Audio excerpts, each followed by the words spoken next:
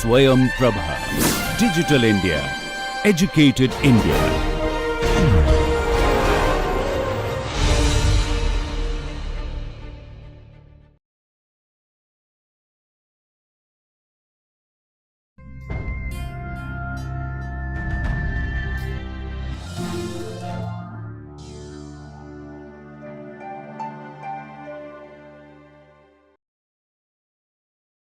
Welcome to class.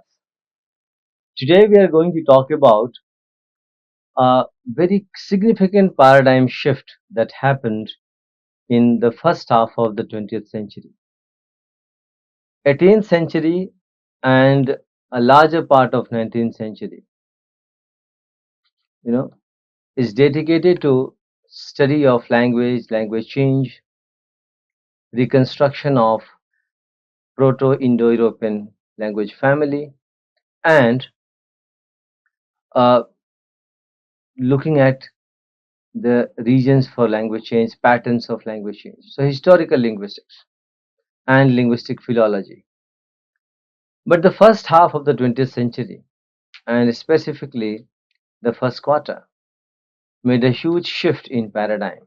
The way we looked at language, the way we looked at language studies. So today we are going to talk about Ferdinand de Saussure and his influence on linguistics in particular and overall social sciences in general. Ferdinand de Saussure is a landmark name in the history of modern linguistics. He is considered as the father of modern linguistics, and he is considered as the proponent of structuralism in social sciences. His works not only influenced linguistics and language studies, but extends up to a significant influence in areas like literature, literary studies, psychology, sociology, anthropology, and other related social sciences. So today we are going to talk about Ferdinand de Saussure and his influence on social sciences in general and linguistics in particular. Uh, Ferdinand de Saussure was a Swiss linguist born on 26th November 1857, and his journey of life ended on 22nd February 1913. He was a linguist, a sematician, a philosopher, and a profound influencer of theoretical approaches and perspectives in 20th century, early 20th century. His ideas made significant influence and changes in linguistics and semiotics in the first half of 20th century and continue to guide the understanding of the same till date. Saussure's contribution is not limited only to linguistics but to the whole range of human sciences that include philosophy, psychology, sociology, anthropology, literature, and culture. Saussure received his doctoral degree from University of Leipzig in 1880 and taught ancient and modern languages in Paris till 1981. At University of Geneva, he taught Sanskrit, phonology, Greek, Latin, and Germanic languages till he died of heart failure in 1913. He studied Sanskrit and comparative linguistics in Geneva, Paris, and Leipzig, where he came in contact with circle of young scholars known as neo-grammarians. And this was the time when historical linguistics was the latest linguistic approach of understanding language changes. Uh, Brugman was his mentor, but he was very close to people like Karl Werner and others of the circle. He is considered the father of modern linguistics and structuralism. What influence did he make in the field? We will come to know shortly. But if you look at the background and the contemporary period of Saussure and the status of the thrust and major themes being worked upon in the social sciences and in the area of linguistics, it gives us understanding of the context in which Saussure emerged as a linguist. So from the late 18th century, and it can be extended up to 19th century, the period witnessed studies in historical linguistics and reconstruction of Proto-Indo-European. This was the time when linguistic philology and linguistic reconstruction was in fashion, and lots of attention was paid to this phenomenon, and a lot of works published during this period, which influenced and shaped the ideas of Saussure. And that was the period when Proto-Indo-European was being reconstructed by tracing the divergence of contemporary languages of India, Iran, and Europe. At early 20th century, that saw an emergence of descriptive linguistics, which was primarily concerned with the description of a single language at a given point in time. That was the context and the background in which Saussure started working.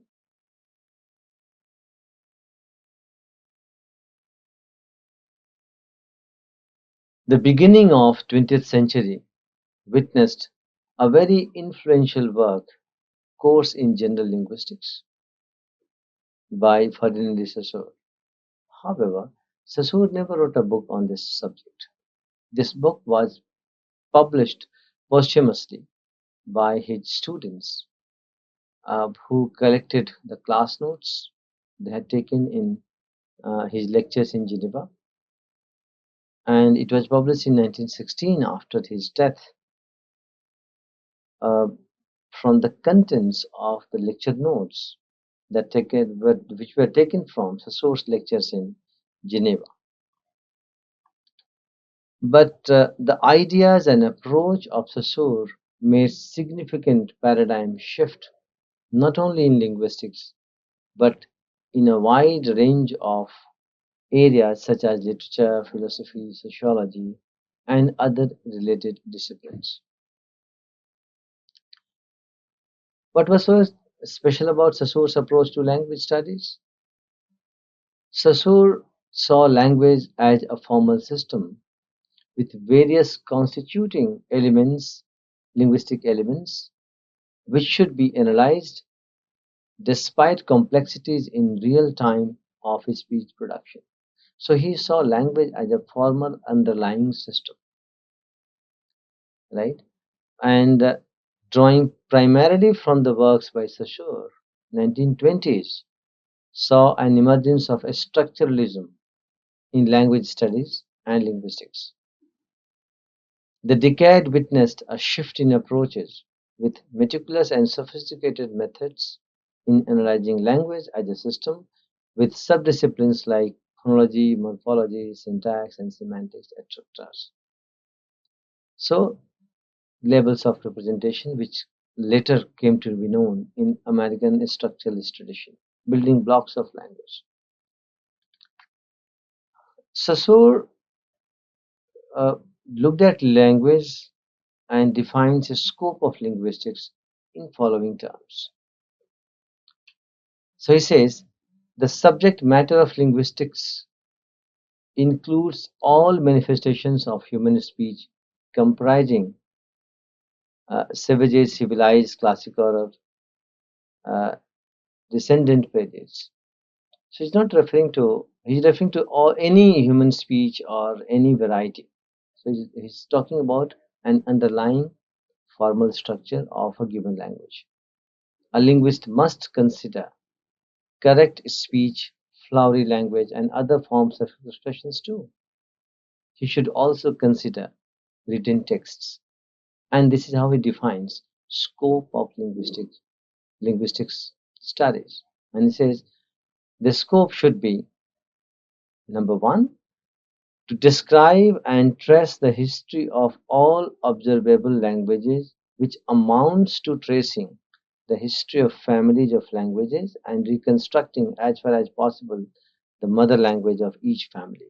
And we can relate it to his understanding and background of historical linguistics and this very celebrated pharyngeal theory, uh, laryngeal theory, in fact. Number two, to determine the forces that are permanently and universally at work in all languages. So he's talking about universality and commonality among languages, and to deduce the general laws to which all specific historical phenomena can be reduced. And third, he says to delimit and define itself. So this is how he sets the scope of, he outlines the scope of linguistics. And we can see two factors emerging out of this definition of scope of linguistics. Number one, uh, the classification of language. Number two, commonality and universality among languages. And number three, the underlying structure, which can account for the structure of language itself. Uh, then he talks about object of linguistics, right? And he introduced the concepts like lang, system of language, underlying system of language, and parole, the actual act of speaking, and which you can relate to the whole Chomsky enterprise where he talks about two levels, right? In fact, he talks about deep structure and surface structure, or you can relate it to the structuralist idea of underlying structures and building blocks of language, like phonology, morphology, syntax, semantics, and pragmatics, levels of representation. So he talks about lang, which is an abstract system, and a system of a structure of language, and then parole, the actual use of it, right? Uh, Roughly, we can talk about competence and performance in that way, the ability of the speaker and the actual use of language. According to Saussure, language is not a function of the speaker, it is a product that is passively assimilated by the individual. It never requires premediation. Speaking, on the contrary, is an individual act. It is willful and intellectual. And he gives the idea of sign, signifier, and signified, and semiotics. He says language is a system of signs that expresses idea and is therefore comparable to a system of writing, the alphabet of deaf and mutes, symbolic rites, polite formulas, military signals, etc. We'll shortly talk about Saussure's idea of paradox and its opposition, contrast and opposition of linguistic objects, which is also known as Saussure's paradox, and the underlying formal system of language. Right. So his view of language, if you look at how Saussure looked at language, he has two perspectives in looking at language. Number one, he looks at language as a system of signs, a semiotic system, right? And number two, a language is also a social phenomenon, a product of language community. So he looks at language as underlying a structure, a formal system, and also the actual use of it in the socio-cultural context. This is how he looks at language. And I was talking about Saussure's paradox. He looked at language as a systematic contrast and uh, uh, objects with linguistic objects as systematic contrast and equivalent. So you can understand language in terms of systematic contrast and equivalence.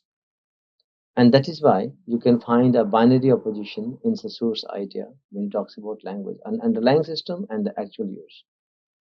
So language consists of a string of linguistic objects like words, phonemes, morphemes, all in contrast and opposition. The discrete elements, and they're all in contrast and opposition. And that's why we're able to use them. He made a radical change in understanding language as a phenomenon, and he talked about lang and parole. Right? So lang is an underlying system, an abstract system, which we can roughly relate to competence, and parole, the actual use of it, which we can roughly associate with performance. So he gave a very important concept of sign, signifier, and signified. So when we say sign, by the way, we'll talk about Saussure's paradox in our next class in detail, but just to introduce the idea, sign represents uh, it, signifier represents the real world objective reality, right? So suppose I say cat, cat, cat. I say dog, dog, dog. So the word, structure of the word does not have any significant connection with the object it represents. So signifier and signified. So the object which is being signified and the signifier have no direct relationship except for onomatopoeic expressions like thud. So he fell down with a thud.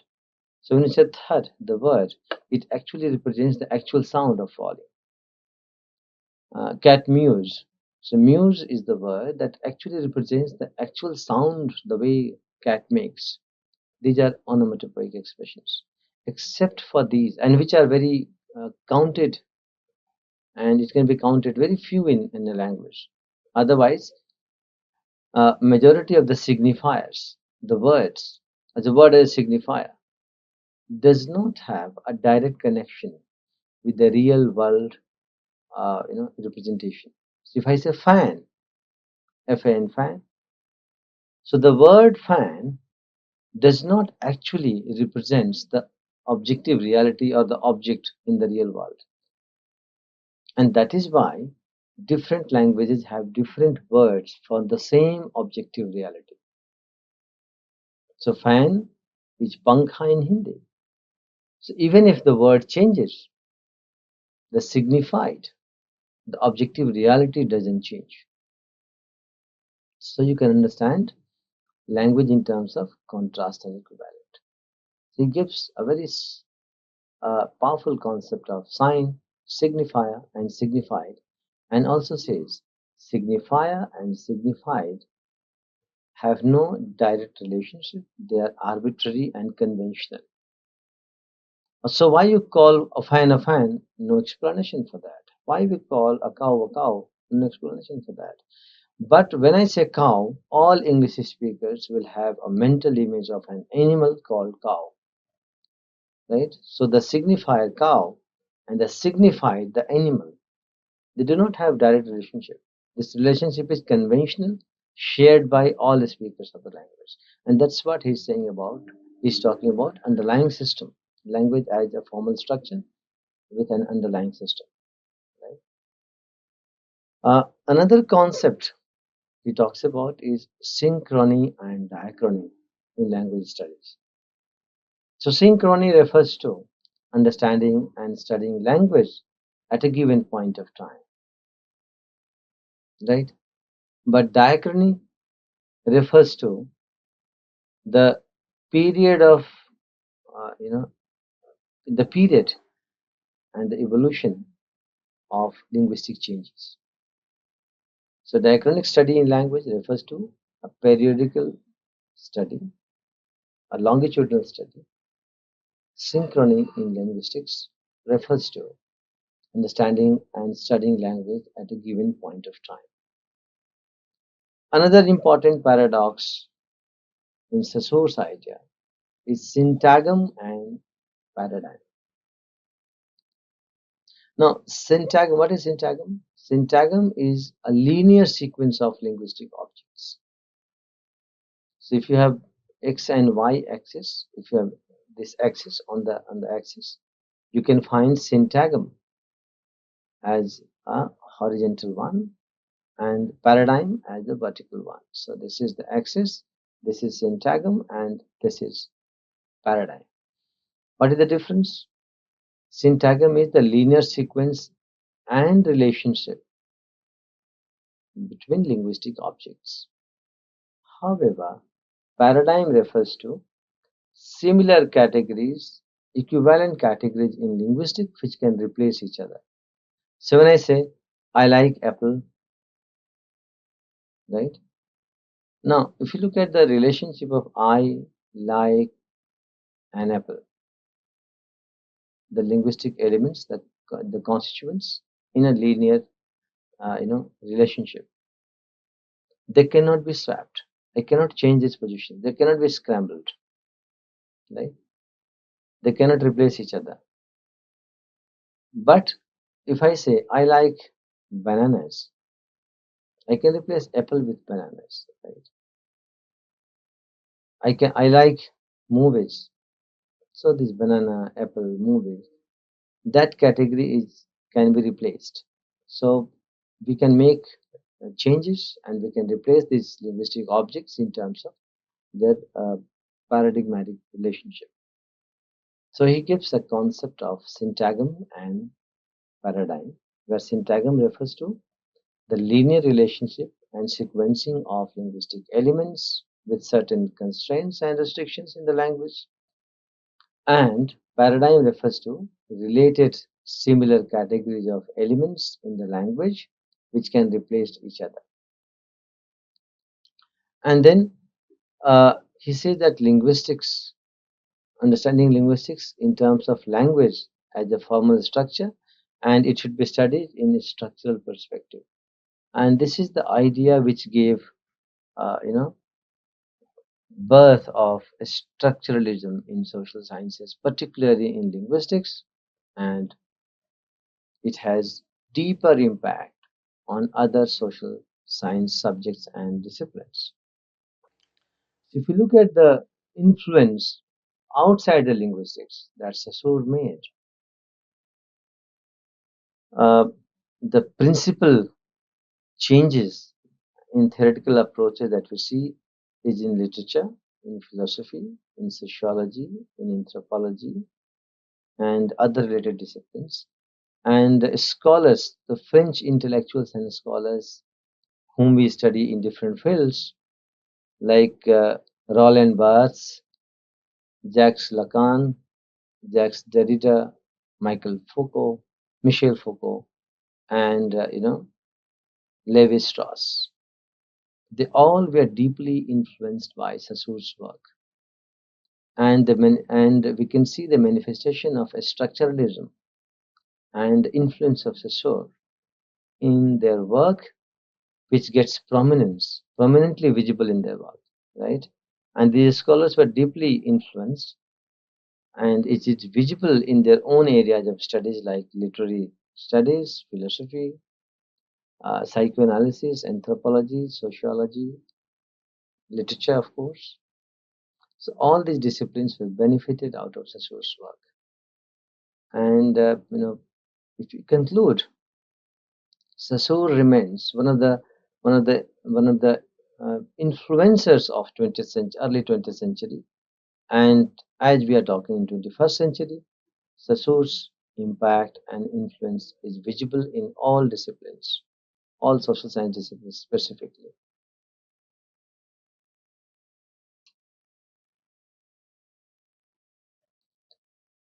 Saussure is known as father of modern linguistics because linguistics saw a paradigmatic shift in its approaches and methodology and you know techniques of analyzing a language.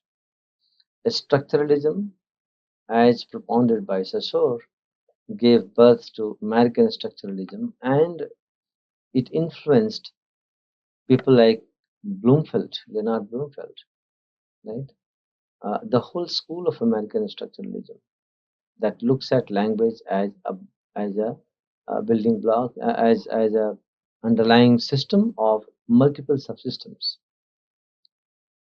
You know, phonology, morphology, syntax, semantics, pragmatics. These are the levels of representation. Saussure work also can be seen influencing uh, the generative paradigm. However, there are discussions and debates on it, and but the fact that language is an underlying system has an underlying system shared by all speakers of the language, and the parole, which is the actual use of it, is the individual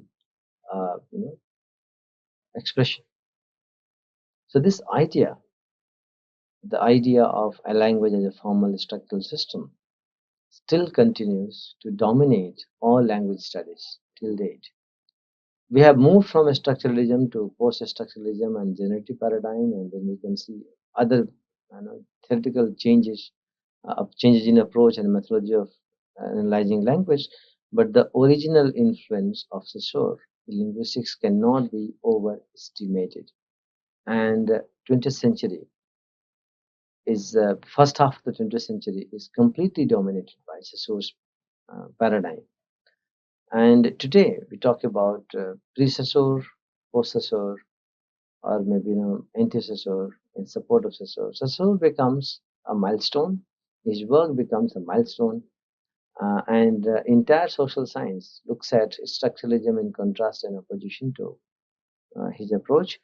And language studies, linguistic analysis, uh, completely changed after Saussure's work published in 1916. The work of Saussure influenced linguistics and language studies in a big way and gave birth to a new paradigm, and we call it structural linguistics or structuralism. He is known as father of modern linguistics and a proponent of structuralism as an approach and theory. And his work extended up to multiple disciplines, be it philosophy, psychoanalysis, anthropology, sociology, literature, etc.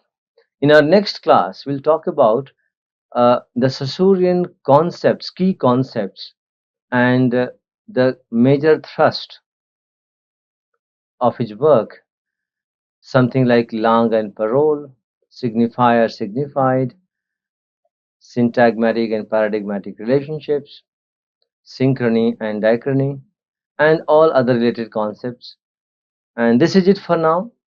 We will talk about all these Saussurean key concepts in our next class. Thank you very much.